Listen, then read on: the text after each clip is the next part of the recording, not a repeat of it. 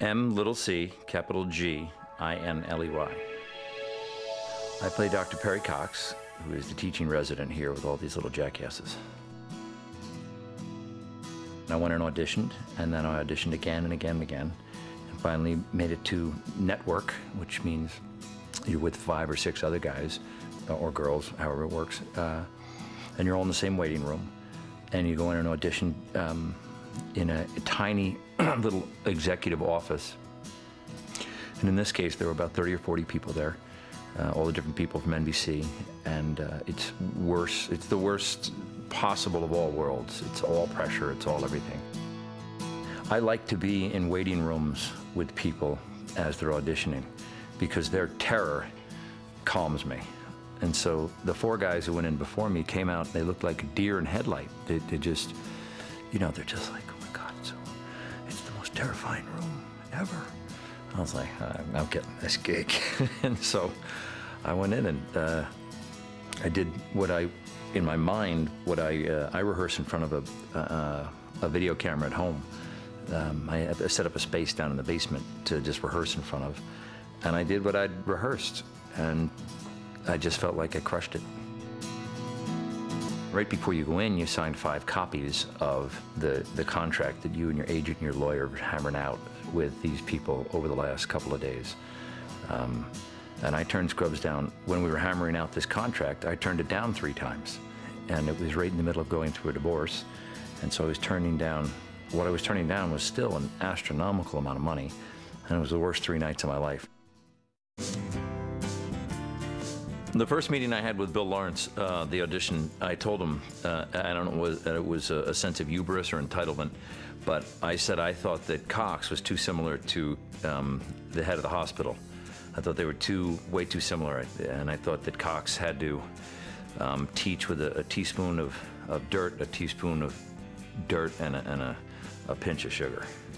And so, and God save me, Billy assimilated that into the character. I thought Cox was archetypally cut from the same cloth as Ed Asner's character in Mary Tyler Moore, Louis De Palma in Taxi.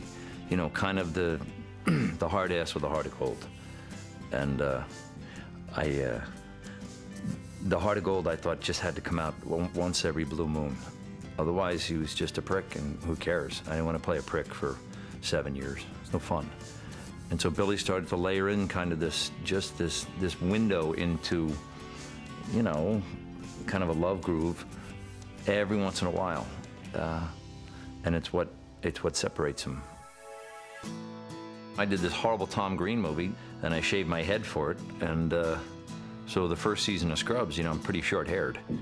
And so I guess I shaved my head right after we shot the pilot, fully thinking the pilot wouldn't be picked up, and there was going to be an actor strike, so it didn't really matter anyway. And everybody was trying to cram in as many films as possible before the strike to get kind of a war chest of cash to be able to hold yourself through, hold yourself over.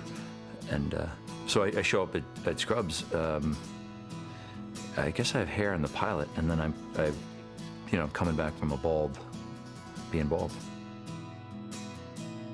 You know, my father is a doctor, and John's character is based on my father, because my husband used to talk to my dad, and my dad used to tell him, you know, about what it was like when he was a resident, and also my husband talked to a nurse that used to work with my dad, and she used to say, oh, when your father used to come into the operating room, we used to just be so frightened. And so then Bill had the idea for that.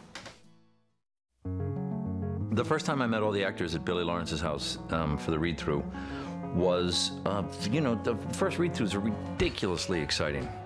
I thought they were all so different, and there were so many different voices in the room that it really excited me. I mean, Zach's character was so young and fresh, and Sarah was, you know, just wide-eyed little Canadian kid, and Donald was this kind of precocious brother, and Judy's beautiful, beautiful Latin woman, and Kenny's, he started he was one of the founding members of Louisville Rep, and, you know, he just carried that weight with him. Guy who's done the whole canon, all Shakespeare's plays, and I thought the casting was so meticulous and interesting. I didn't know any of them. There's no reason I would. They'd all, you know, they'd done nothing. Kenny, I guess I probably saw at some point or another, didn't even know it. And Donald I'd seen ever so briefly in the Titans. But that's it. And I was at that read-through and I was laughing my ass off as I heard these voices come to life and I saw the different people, and I was stunned. I was like, wow, this has a chance.